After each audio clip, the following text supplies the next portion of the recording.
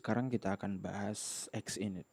Xinit adalah mekanisme untuk menyisipkan baris kode atau mekanisme proses tertentu pada proses inisialisasi komponen Alpine.js. Kita bisa anggap atribut Xinit ini sebagai konstruktor pada sebuah kelas. Untuk menuliskan Xinit, kita bisa langsung menyisipkannya di dalam atribut HTML kita yang sudah kita inisialisasikan sebagai komponen Alpine. Kita bisa langsung coba.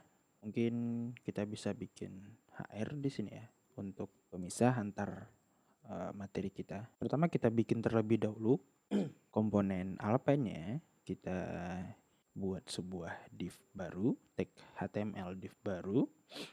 Kemudian kita kasih xData, jangan lupa untuk menginisialisasikan komponen ini sebagai komponen Alpine. Kemudian untuk state-nya kita bisa tulis message, kemudian nilainya itu ini komponen Alpine. Kemudian di dalam tag div-nya kita buat satu tag div baru, kemudian kita sisipkan atribut Xinit. Nilai dari atribut Xinit ini bisa berupa codingan JavaScript ataupun proses lainnya yang kita inginkan. Untuk sekarang, kita akan tuliskan console.log. Kemudian pesannya kita tuliskan ini pesan dari Xinit. Simpan. Kita buka konsolnya terlebih dahulu. Kemudian kita coba refresh. Dan codingan console log yang kita tulis di dalam atribut Xinit dieksekusi secara otomatis ketika komponen Alpine di tag div ini kita buat. Diinisialisasikan. Ada dua cara untuk menuliskan atribut Xinit pada komponen Alpine.js kita. Cara pertama yaitu seperti yang baru saja kita lakukan. Kita langsung tuliskan atribut Xinit ini pada tag HTML yang diinginkan. Atau kita juga bisa membuat atribut init di dalam atribut xData kita. Atau ketika kita membuat komponen Alpine. Misalkan kita punya tag div baru, kemudian xData sama dengan nama state-nya message 2, kemudian pesannya ini komponen Alpine 2. Selanjutnya, kita bisa kasih koma di sini.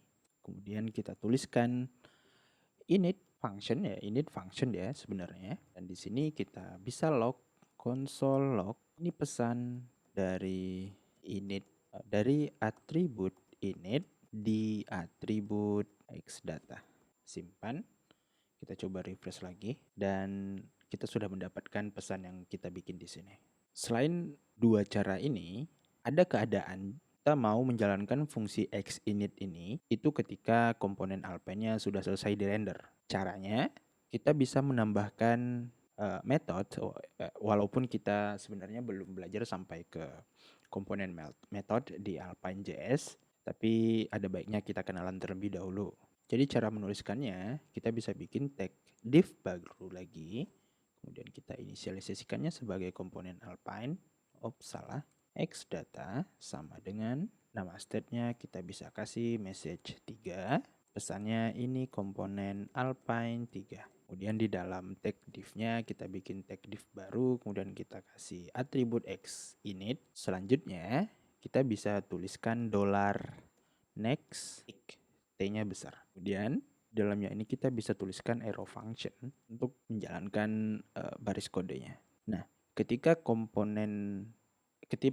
atribut Xinit kita tuliskan seperti ini tanpa ada next tick, Alpine akan menjalankan codingan JavaScript yang ada di dalam atribut Xinit ketika komponen Alpine xData ini dibuat. Tetapi ketika kita menambahkan metode next tick, maka komponen Alpine akan menjalankan semua codingan yang kita tulis di sini ketika komponen Alpine xData message 3 ini sudah selesai dirender.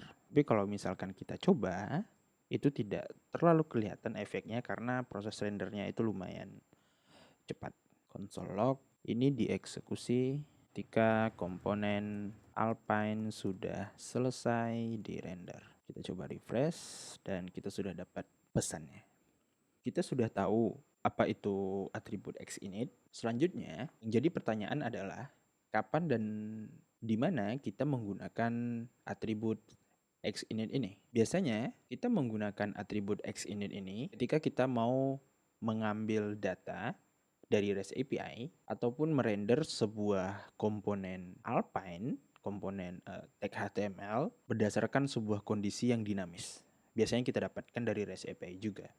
Jadi misalkan kita punya studi kasus, kita mau menampilkan data dari postingan atau data dari to-do menggunakan REST API. Jadi di komponen Alpine ya, kita siapkan X datanya, kemudian nama variabelnya apa. Misalkan contohnya itu kita mau mengambil data to-dos dari REST API kita, maka di sini kita bisa tuliskan nama variabelnya itu to-dos. Kita coba yang di atas saja. Nama variabelnya itu to-dos. Dan ketika kemudian untuk mengisi variabel state atau variabel to-dos di komponen Alpine yang baru kita bikin, kita bisa mengambilnya di init. Selanjutnya, ketika kita sudah selesai menginisialisasikan komponen Alpine dengan state to-dos, selanjutnya kita bisa mengisi state to-dos ini dengan to-do yang kita dapatkan dari REST API itu dari init function. Jadi ketika komponen Alpine-nya dibuat,